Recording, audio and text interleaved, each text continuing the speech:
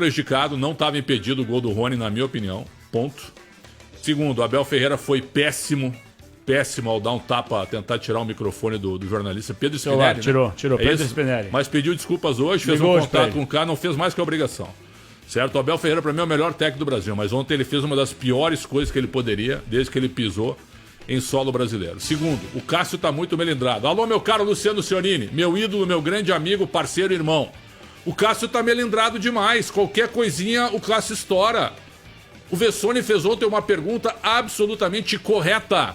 Porque, vejamos, o Cássio erra uma saída de bola, eu tava assistindo o jogo, sim. E aí a galera se irrita com a saída de bola errada, que o Corinthians quase perde a bola, certo? Não, quase é gol do Fluminense. Em seguida, ele faz uma defesa espetacular e ele faz assim, ó.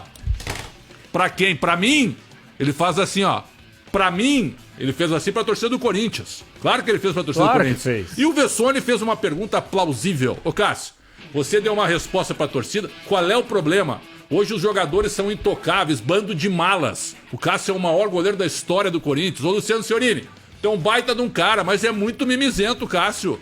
Qualquer coisinha ele explode. Não, só uma parte. Ele explode. O desconhecimento por parte do Cássio também. Falar que o Meu Timão, que é um site segmentado, tem que ser em prol do clube. Ô Cássio, acorda pra viver, acorda pra cuspir. Que prol do clube, meu chapa? O teu assessor é um dos maiores jornalistas que eu conheço. Pelo amor de Deus, gente. Eu duvido que o Siorini tenha te dito que o Meu Timão é um braço do Corinthians. Claro que não. Óbvio que não. Meu Timão é independente. Parabéns a todos que fazem o Meu Timão. Que eu já estive lá. Que é muito bom, por muito sinal. Bom. O Vessone é um baita jornalista. O Vessone é um baita profissional e o dono do projeto é um baita de um cara. Me fugiu o nome, acho que é Thiago, acho. O André? André ou Thiago, alguma coisa. Me fugiu também. É Thiago, ele participou do meu curso. Me desculpa aí, dono. Me desculpa que me fugiu o nome. O Bruno vai ajudar a gente. Me fugiu o nome. Porque ele foi lá falar do Meu Timão. O Meu Timão é um projeto vitorioso. Quem dera que todo clube tivesse um site segmentado dessa forma. Quem dera. Um site segmentado. Eu não tô aqui pra fazer apologia de nada e defender ninguém, certo? Mas eu gosto de ser justo. Eu gosto de ser justo. O que o Meu Timão faz é um trabalho independente. Independente. A pergunta do Vessone, meu caro Capriotti, ela foi muito plausível. Claro que sim. E o Cássio, do nada, foi pra cima do... Ele pode ir pra cima de quem ele quiser. Hein? Mas faz tempo que o Cássio tá melindrado, hein? Tá chato já também. O jogador ele tem todo o direito de não responder. Pode não responder. Exato, fala, olha, eu não quero responder, não vou responder a sua pergunta. Danilo ele só Augusto, não pode...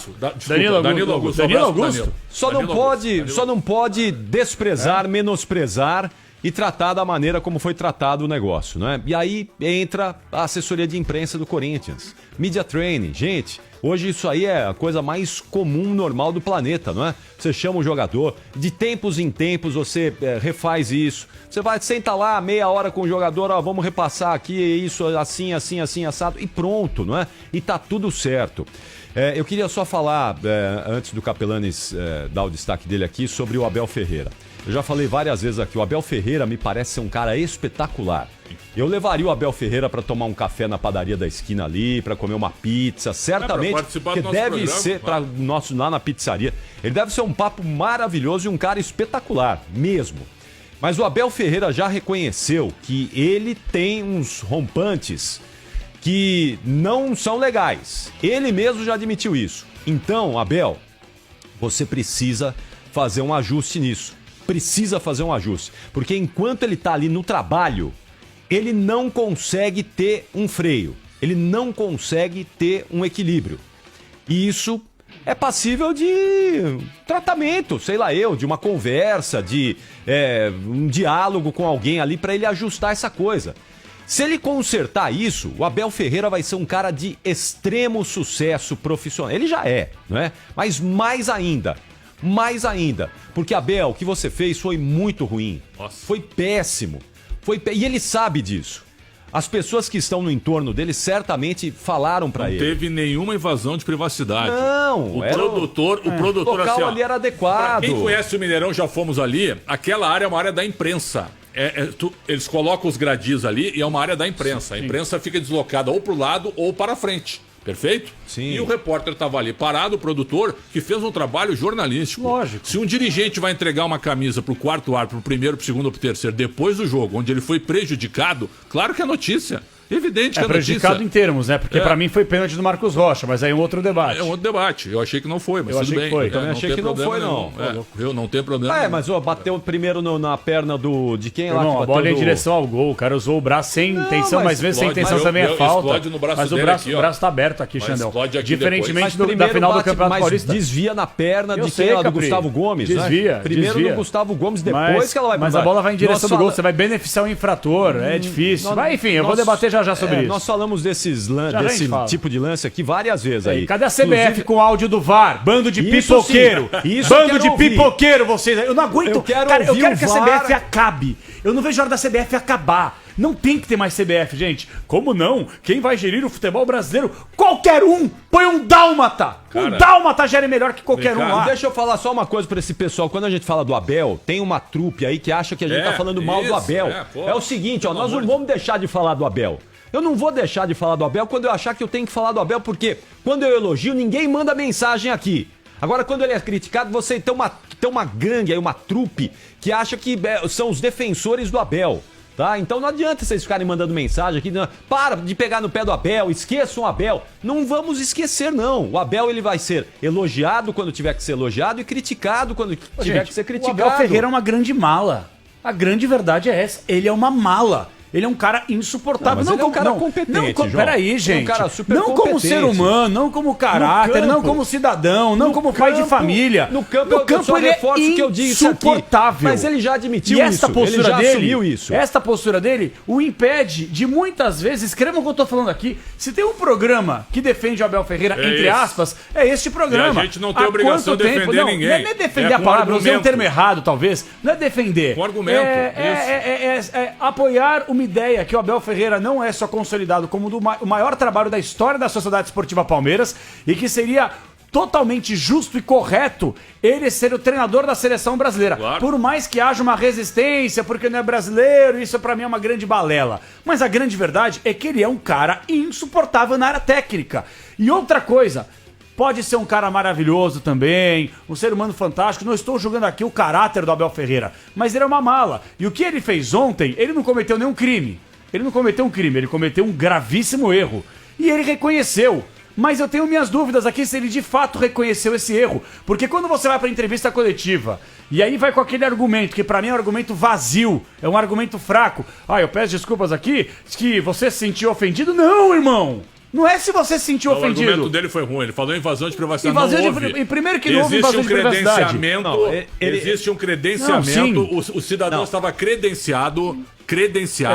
Não houve invasão de privacidade. Mas se não tivessem registrado em câmera, não sei se ele teria tido essa postura. Não houve perseguição, nem invasão de privacidade. O que ele disse ali é que tem algumas coisas. Ele disse ali, tem algumas coisas que tem que ficar no futebol. Porque o que irritou ele foi o flagrante do diretor de futebol. Flagrante, né?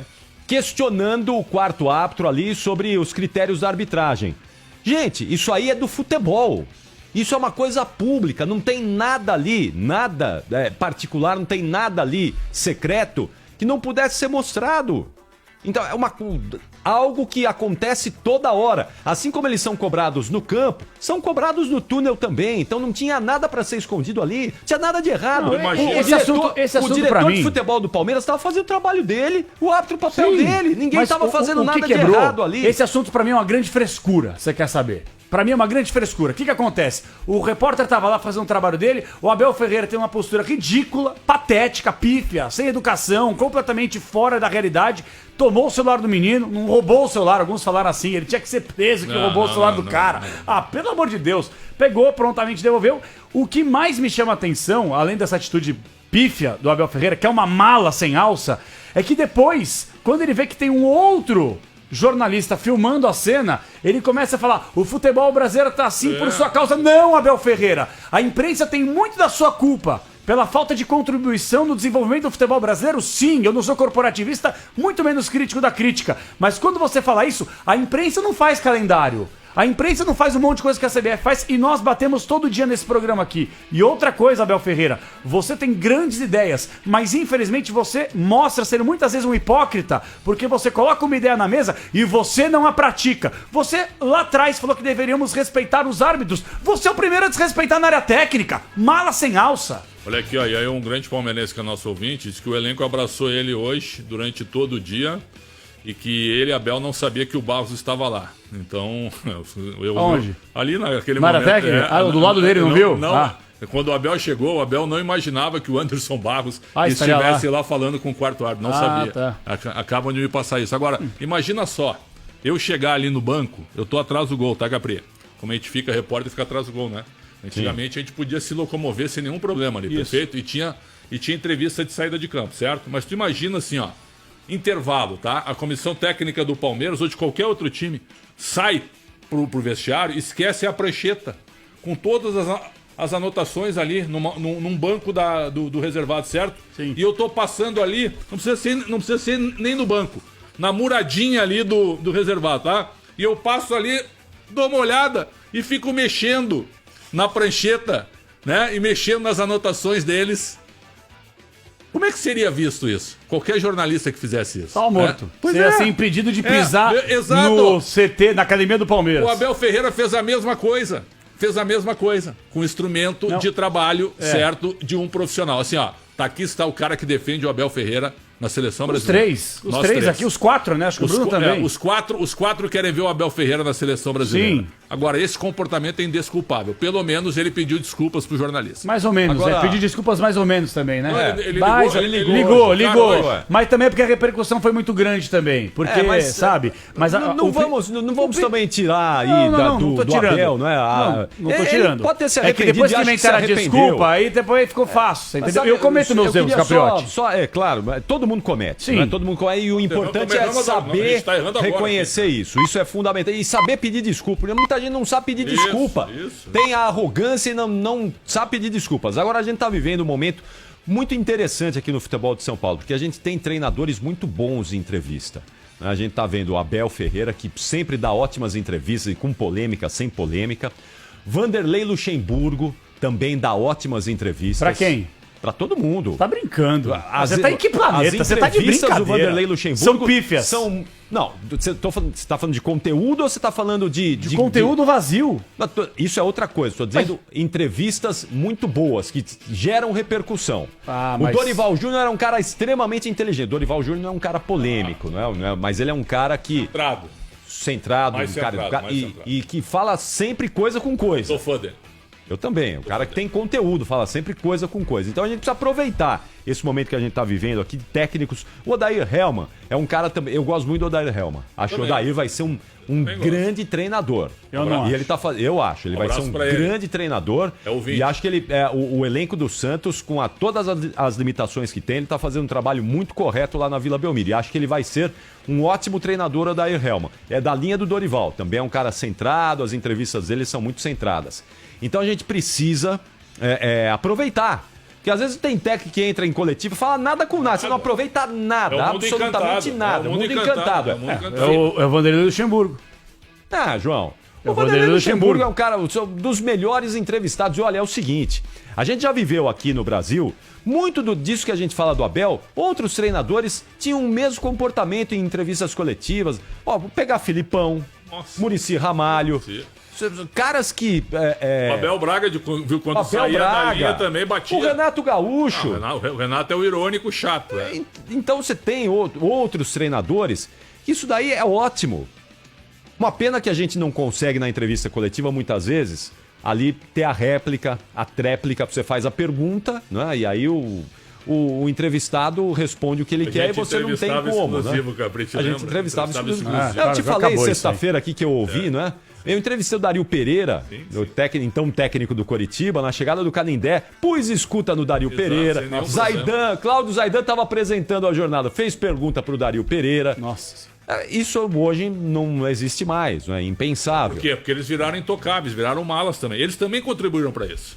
Certo? Hoje existe um ódio contra 90% da imprensa. Existe. E qualquer coisinha é o apontamento do dedo. Né? Olha lá, ó, não, tu não sabe nada, tu não serve pra nada, né? Vocês só perseguem. Cara, ontem aos 7 minutos saiu o gol.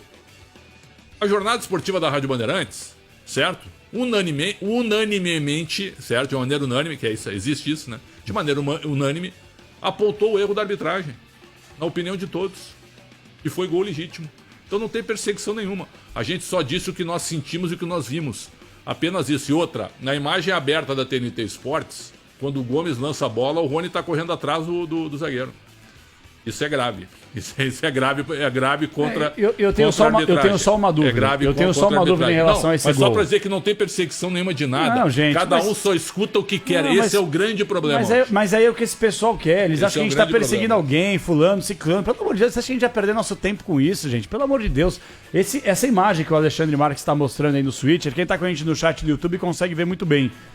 Essa imagem dá toda a impressão, pelo menos para mim, que a posição do Rony era legal. Primeiro ponto é esse. Essa imagem não é inconclusiva. Não. Então, essa imagem é inconclusiva. Nenhuma definição. A recomendação da CBF até foi um pedido da FIFA, que haja mais gols, que essas coisas aconteçam. Então, a CNM falou. Só que a dúvida dá pro ataque. A dúvida dá pro ataque. Eu só tenho uma dúvida em relação a esse lance. Uma única dúvida. Se o VAR, com outra câmera, tem um acesso que ninguém da imprensa teve. Mas aí tinha que mostrar aí. Pois é. Tinha que mostrar mas aqui. Eu não vou ficar surpreso se hoje, que deveria ter sido feito, a CBF que paga de transparente não é porcaria nenhuma. Pelo contrário, se essa semana eles conseguirem mostrar uma outra imagem que não foi mostrada em tempo ou por falta de interesse não, eu quero o no áudio. momento. Eu queria ver o áudio. O áudio é fundamental. 24 horas. O áudio é fundamental. Mas eu já fui traído. Eu já fui traído por esse tipo de imagem. Às vezes pega, mostra, você tem certeza que a posição é legal, e aí uma outra imagem mais deslocada mostra que o jogador de fato está um pouco à frente. Então eu não vou sair distribuindo pancada, eu vou esperar que a CBF tenha decência, que não é uma palavra que pode ser ligada à CBF, que possa publicar o áudio e todas as imagens possíveis da cabine do VAR. Ponto. E depois a gente consegue analisar. O Braulio Machado, que é nosso ouvinte. Ô, Braulio, você está nos ouvindo agora? Aceite dar entrevista também. Não pipoque, porque segundo o Rony, você disse que o erro foi lá em cima. O erro foi lá de cima. Segundo o Rony está dizendo aí, o Palmeiras tá se manifestando em relação a isso.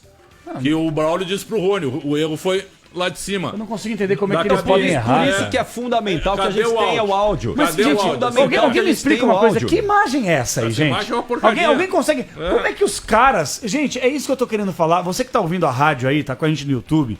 Tenta me explicar, porque talvez seja muito burro para entender essa parte tecnológica. Como é que os caras cientes que nós temos o auxílio do árbitro de vídeo, eles podem ter uma única câmera, pelo que parece, num lugar que deixa um ponto cego, uma imagem inconclusiva. Não é possível que a CBF... E outra coisa, o VAR quem paga são os clubes. Então deveria ser uma coisa minimamente... 30 pau por jogo. Deveria ser alguma coisa minimamente organizada, gente. É uma várzea do futebol brasileiro, Só gente. Responder aqui pro Antônio Luiz Pinheiro Lima, que ele diz: vocês acham que o repórter tem o direito de filmar os outros sem que eles queiram? E o direito de imagem, onde fica? O Antônio, é o seguinte, ali é um local chamada zona mista, ali é local de trabalho, ali é um local público, né? Assim como a rua é pública. Assim, se você quiser sair na rua filmando ali um crime que está acontecendo e publicar, você tem todo o direito de fazer isso, assim como qualquer pessoa ali, principalmente jornalistas credenciados. Ali é a chamada zona mista, é área de entrevistas, é uma área pública ali, então ali não tem direito de imagem, ali é um local onde está todo mundo trabalhando, né? Então, só para você ter essa informação aí e não ter nenhuma dúvida em relação ao trabalho que foi feito ontem lá no Mineirão. Bom, 7h50.